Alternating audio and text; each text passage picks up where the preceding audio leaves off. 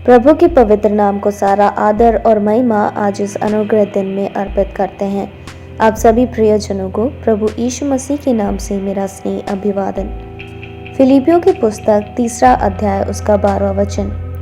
यह मतलब नहीं कि मैं पा चुका हूँ या सिद्ध हो चुका हूँ, पर उस पदार्थ को पकड़ने के लिए मैं दौड़ा चला जाता हूँ जिसके लिए मसीह यीशु ने मुझे पकड़ा था। इस अनुग्रहित वचन से स्वर्गीय बुलाहट की ओर दौड़ने वाले बने विषय लेते हुए आज का वचन मनन करने में प्रभु हमारी सहायता करने पाए। प्रियो, यह उन अवस्थाओं या पारंपरिक सांप्रदाय नियमों या अंधविश्वासों की बातों में आगे बढ़ने का विषय नहीं, परंतु ऐसे बहुत से लोग हैं जो पारंपरिक सांप्रदाय नियम या अंधविश्वासों से काफ़ी आगे बढ़े और यह हम हर काल में देख सकते हैं। इसी अध्याय के 14वें वचन में प्रेरित पौलुस बताता है कि हमें किन बातों के लिए आगे बढ़ना है। निशाने की ओर दौड़ा चला जाता हूँ ताकि वह इनाम पाऊँ जिसके लिए परमेश्वर ने मुझे मसीह यीशु में ऊपर बुलाया है। इसलिए यह वचन हमें बताता है प्रियो कि हमें पुरानी प्रथाओं या हमारे पुरखाओं ने जो सांप्रदायिक अंधविश्वास रखे थे उनके लिए नहीं, परंतु परमेश्वर की बुलाहट की बातों की ओर हमें आगे बढ़ना है। हमारा जीवन अर्थपूर्वक और हमें संतृप्ति का अनुभव तब होता है जब हमारे जीवन में प्राप्त करने के लिए एक लक्ष्य हो और उस लक्ष्य को प्राप्त करने के लिए एक पद्धति हो।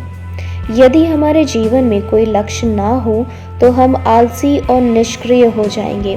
हमारा जीवन हमारे और दूसरों के लिए एक भार बन जाएगा। बचपन की एक सुपरिचित कहानी मैं आप सब लोगों के बीच में बांटना चाहूंगी। एक बालक था। एक सुबह उसके पास कोई विशेष योजना या पद्धति नहीं थी, तो वह एक चिड़िया के पास गया और उससे कहा, क्या तुम मेरे साथ खेलने आओगी? तब चिड़िया ने उससे कहा, मैं नहीं आ पाऊंगी क्योंकि मुझे घोंसला बनाना है। बालक को चिड़िया की अस्वीकृति मिली तो वह एक भंवरे के पास गया और उससे पूछा, तो भंवरे ने उससे कहा, मेरे पास समय नहीं है, मुझे शहद लेने जाना है। चिड़िया और भंवरे की अस्वीकृति मिली तो वह एक कुत्ते के पास चला गया और उससे जाके पूछा।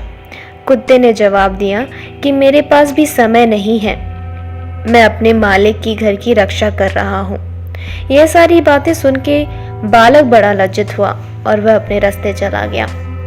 प्रियो, जब सारे जीव जंतु अपने अपने प्रयत्न करने में लगे हैं तो हम मनुष्य जिसे परमेश्वर ने अपनी ही समानता और स्वरूप में बनाया है, तो हम मनुष्य बेफिक्री और आलस में जब जीवन जीते हैं तो यह एक पाप है जो हम परमेश्वर से करते हैं। मान लीजिए आप एक पर्वतारोही हैं और आपने पर्वत पर चढ़ना शुरू किया और लक्ष्य तक पहुंचने से पहले कुछ दूरी पर ही आप खड़े हैं, तो वहां तक पहुंच गए इस खुशी में आप पर्वत से वापस उतर नहीं आएंगे। परंतु जब तक हम उस ऊंचाई के लक्ष्य तक नहीं पहुंच जाते तब तक बिना थके और परिश्रम करते हुए हम उस लक्ष्य तक पहुंचने की कोशिश करते रहेंगे। हमारे भारत के पहले प्रधानमंत्री जवाहरलाल नेहरू बहुत ही उत्साह से काम करने वाले व्यक्ति थे। अपने काम करने की टेबल पर एक कविता की कुछ पंक्तियां इस प्रकार लिखी हुई थी। The woods are lovely, dark and deep, but I have promises to keep and miles to go before I sleep. जंगल प्यारे हैं, घने हैं और सघन हैं, किंतु मुझे तो वचन निभाना है और सोने से पहले मीलों जाना है।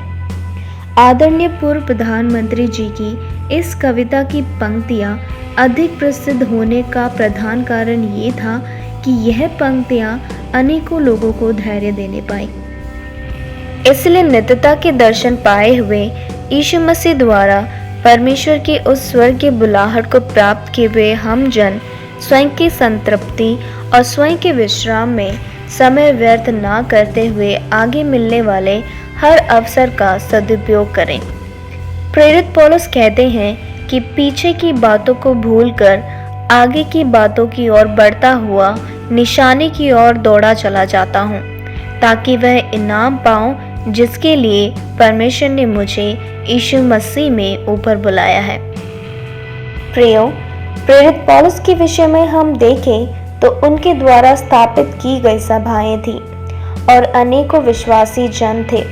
वो चाहते तो इनसे तृप्त होकर इसके इर्द गिर्द अपना जीवन जी सकते थे, परंतु उनकी प्राप्त की हुई विजय और अनुभव की हुई हार को भूलकर यीशु मसीह के द्वारा उन्हें मिली हुई परमेश्वर की स्वर्गीय बुलाहट की ओर आगे बढ़ता हुआ हम पौलुस को पाते हैं। इसलिए प्रियो, हम सबको स्वर्गीय बुलाहट है। इसीलिए वह स्वर्गीय बुलाहट हमारे जीवनों में क्या है उसे जानकर और उसे किसी भी कीमत पर पूरा करने में अपने जीवनों को समर्पित करें। आज का दिन आपके लिए अनुग्रहित हो। आमीन।